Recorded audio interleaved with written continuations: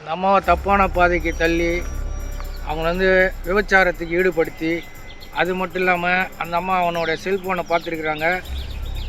எல்லாமே நிர்வாண படமாக இருக்குது. 8000 நிர்வாண படம், பெண்களை நிர்வாணமாக ஃபோட்டோ எடுத்து வியாபாரம் பண்ணிட்டு வந்துருக்கிறான் இந்த புறம்போக்கு பரதேசி.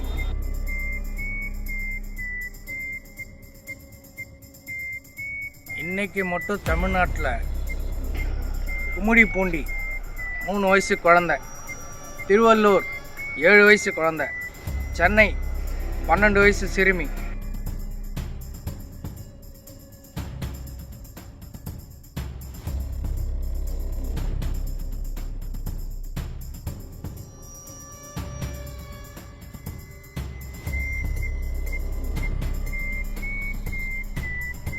குழந்தைங்களை விட்டுட்டு சீரியல் பார்த்துன்னு இருக்காதீங்க, செல்லு பார்த்துன்னு இருக்காதீங்க, இன்ஸ்டாகிராமில் பார்த்துன்னு இருக்காதீங்க, அந்த செல்லில் டிக்டாக் பார்த்துன்னு இருக்காதீங்க, டிக்டாக் பண்ணின்னு இருக்காதீங்க.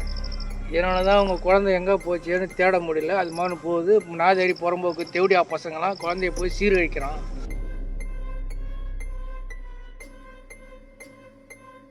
ஜாடு மாடு பாடுகா பசங்க இருக்கிறதுனால நல்ல பசங்களும் பேரும் கெட்டு போகுது. ஆம்பளை பசங்களை வச்சுருக்கோம், வயிற்றில் நெருப்பு தான் கட்டின்னு இருக்கான். ஆமாம், சில பேரால் முடியாது. நல்ல பசங்களாக பார்த்தா அந்த பெண் பிள்ளைங்களை அவங்க கூட பழக சொல்லுவாங்க, அவங்களை இழுத்துன்னு ஓட சொல்லுவாங்க. அந்த மாதிரியான நிகழ்ச்சிலாம் நிறையா நடக்குது இந்த நாட்டில். எல்லாமே நடக்குது, எல்லாமே நாங்கள் பார்த்துக்கிட்டு தான் இருக்கிறோம்.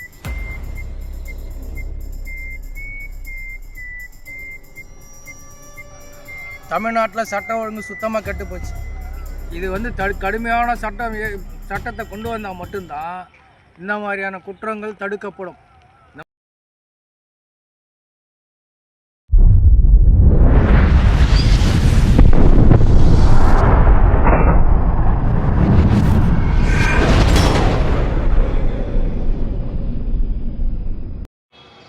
இன்றைக்கி மட்டும் தமிழ்நாட்டில் கும்மிடிப்பூண்டியில் 3 வயசு குழந்தை, திருவள்ளூரில் 7 வயசு குழந்தை, சென்னையில் 12 வயசு சிறுமி, தாம்பரத்தில் 10 வயசு சிறுமி, பூந்தமல்லியில் 7 வயசு குழந்தை. அடா பாவீங்களா, எந்த மாதிரியான மனநிலைமையிலடா இருக்கிறீங்க? டேய், 3 வயசு குழந்தை, அதுக்கு என்னடா தெரியும்?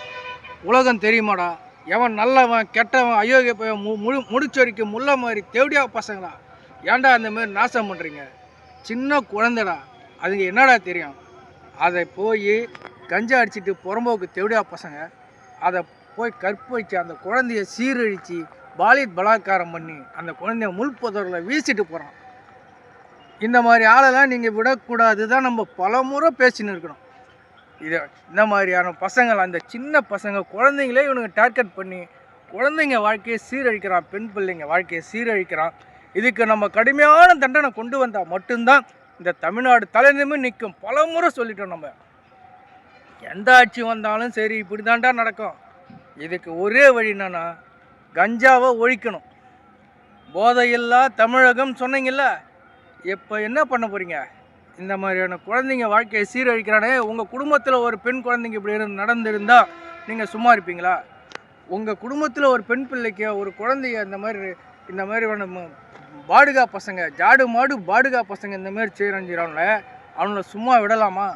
வட மாநிலத்துக்காரனோ எவனாக இருந்தாலும் கடுமையான சட்டம் தமிழ்நாட்டுக்கு வந்தால், ஐயோ பெண் பிள்ளைங்க குழந்தைங்க மேலே கையை வச்சா கடுமையான சட்டம் நம்மளை வந்து சாவடிச்சிடுவாங்க, சுட்டு தள்ளிடுவாங்க, வெட்டிடுவாங்க அப்படின்ற பயம். தமிழ்நாடு தலை நிமிர்ந்து நிற்கணும்னா எல்லா ஊர்லையும் எல்லா மாநிலத்துக்காரனும் திரும்பி பார்த்த மாநிலம் தமிழ்நாடு. இப்போ காரி துப்புறான் தமிழ்நாடு.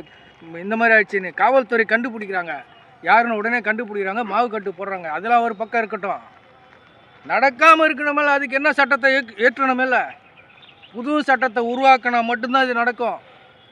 ஐயோ, தமிழ்நாட்டில் வட மாநிலத்துக்காரன் வந்து எந்த மயிரானதான் நம்மளுக்கு என்ன இருக்குது? அவனை வந்து கடுமையான சட்டம் இங்கே போட்டுருவாங்க, நம்மளை சாவடிச்சிருவாங்க, சுட்டு தள்ளுங்க. இந்த மாதிரியான தேவடியா பசங்களாம் சுட்டு தள்ளுங்க. இவங்களாம் வாழவே தகுதி இல்லாதவன். குழந்தைங்க மேலே ஒரு நாளைக்கு 6 குழந்தை, 180 குழந்தை வருஷத்துக்கு கணக்கு போட்டுங்க, 5 வருஷத்தில் கணக்கு போட்டுங்க, எத்தனை பேரை சாவடிக்க போகிறானுங்கன்னு பார்த்துங்க. இந்த மாதிரியான தேவடியா பசங்க கஞ்சாவை ஒழிக்கணும், போதையில்லா தமிழகமாக மாற்றணும் அப்படின்னு சொன்னீங்க, மாற்றத்தை உண்டாக்க போகிறோன்னு சொன்னீங்கல்ல. இப்போ சட்ட ஒழுங்கு சீராகி போச்சு, என்ன பண்ண போகிறீங்க? ஒருத்தர் சொல்கிறாரு மகேந்திரன், அவன் ஒரு படம் நடித்தானோ 2 படம் நடித்தானோ தமிழ்நாட்டு மக்களோட காசு தான் நான் சம்பாதிச்சு இவன் வந்து காரு பங்களான்னு இருக்கிறான், அவனை கரண்ட் இல்லைன்னு கேட்டால் கேள்வி கேட்காதீங்கன்றான். இதுக்கு நாங்கள் கேள்வி கேட்க மாட்டோம். ஒரு குழந்தைய நசுக்கி அதை பூவை கசக்கி தூக்கி போடுற மாதிரி போட்டான்ல அந்த குழந்தைய. டேய் மகேந்திரா, நீ தான்டா சொன்ன, நீ இதுக்கு கேள்வி கேட்கக்கூடாதா?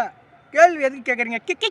கி கேள்வி கேட்காதீங்க, 6 மாதம் பொறுமையாக இருங்க அப்படின்னு சொல்கிறல்ல. கரண்ட்டு என் வீட்டில் எடுத்துங்க. தமிழ்நாடு பூரா கரண்ட்டு குடிப்பியாடா முண்டம்? தமிழ்நாடு பூரா கரண்ட்டு நீ குடிப்பியா? கரண்ட் இல்லாத இடத்துக்குலாம் நீ என் வீட்டில் எடுத்துங்கன்ற எல்லாத்துக்கும் குடிப்பியாடா நீ?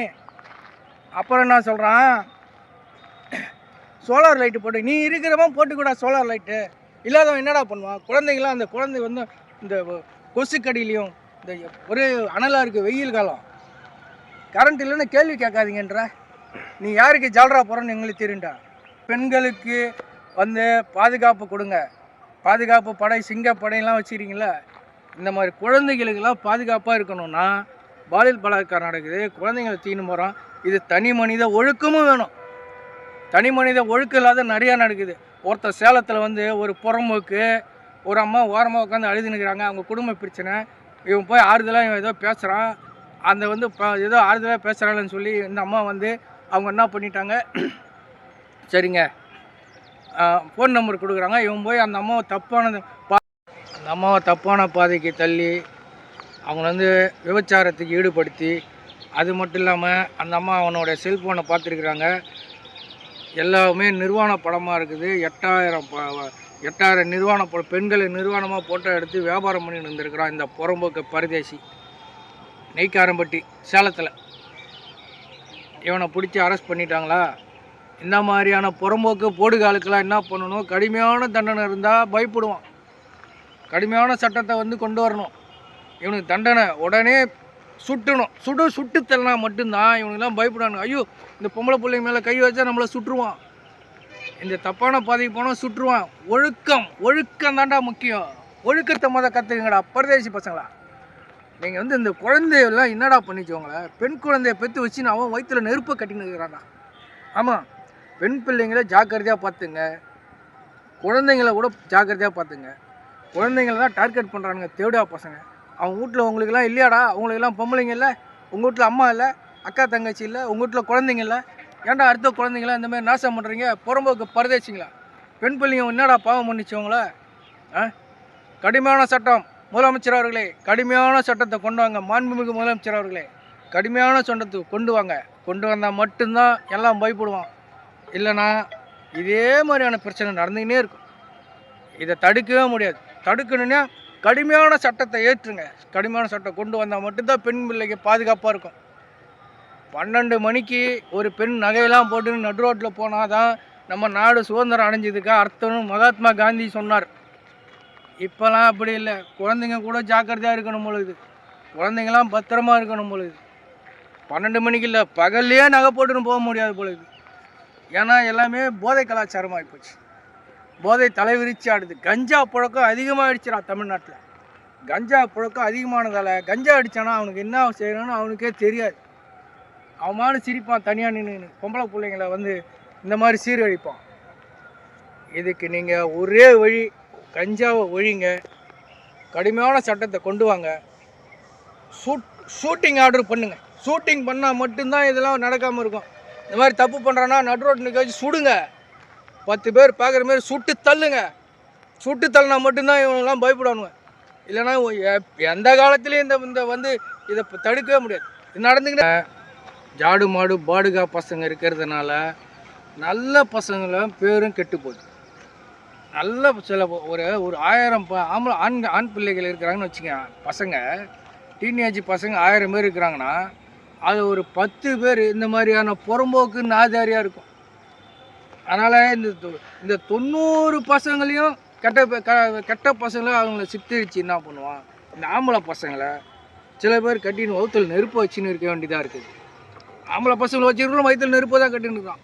ஆமாம், சில பேரெல்லாம் முடியாது. நல்ல பசங்களாக பார்த்தா அந்த பெண் பிள்ளைங்களை அவங்க கூட பழக சொல்லுவாங்க, அவனை இழுத்துன்னு ஓட சொல்லுவாங்க. அந்த மாதிரியான நிகழ்ச்சிலாம் நிறையா நடக்குது இந்த நாட்டில். எல்லாமே நடக்குது. எல்லாமே நாங்கள் பார்த்துக்கிட்டு தான் இருக்கிறோம், நிறையா பார்த்துட்டு தான் இருக்கிறோம். நிறைய பேசிக்கிட்டு தான் இருக்கிறோம். எவனும் திருந்த மாட்டான்.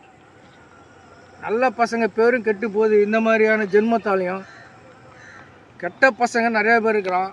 இந்த பொம்பளை பிள்ளைங்க வாழ்க்கையை சீரழிக்கிறான். பத்தாத்துக்கு வெளி மாநிலத்துலேருந்து வரான், அண்டை மாநிலத்துலேருந்து வரான். அவன் வரான், ஒரு பில்டிங் வேலை செய்கிறதுக்கோசரம் வரான், ஒரு பாலம் வேலை செய்யறதுக்கு சம்பளம் கம்மியாக இருக்குன்னு அவங்கள கூட்டின்னு வரான். அவன் கஞ்சா அடிக்கிறான். கஞ்சா அடிச்சுட்டு நம்ம பெண் குழந்தை பிள்ளைங்க யார் வீட்டில் இருக்குதோ பார்த்து அந்த வாழ்க்கையை சீரழிக்கிறோம். விளையாடி விடாதீங்க. பெண் பிள்ளைங்களை ஜாக்கிரதையாக பார்த்துங்க. குழந்தைங்கள எங்கே போனாலும் கைக்குள்ளேயே வச்சுருங்க. நம்ம தெரிஞ்சவன் பக்கத்தில் இருக்கிறவன் பழக்கமானவன்லாம் நம்பி விடாதீங்க. பெண் பிள்ளைங்களை யாராக இருந்தாலும் சந்தேகப்படுங்க. பெண் பிள்ளை வச்சு இருக்கிறவங்க சந்தேகப்பட்டு அந்த குழந்தைங்களை ஜாக்கிரதையாக பார்த்துங்க. அதுக்கப்புறம் போனதுக்கப்புறம் ஐயோ அம்மானு அடிச்சிக்கினாலும் வராது. இந்த பார்த்தீங்களா 3 வருஷம் பிஞ்சு குழந்தைய நசுக்கி சாவடிச்சு போட்டானுங்க. பார்த்தீங்களா? ஜாக்கிரதையாக பார்த்துங்க.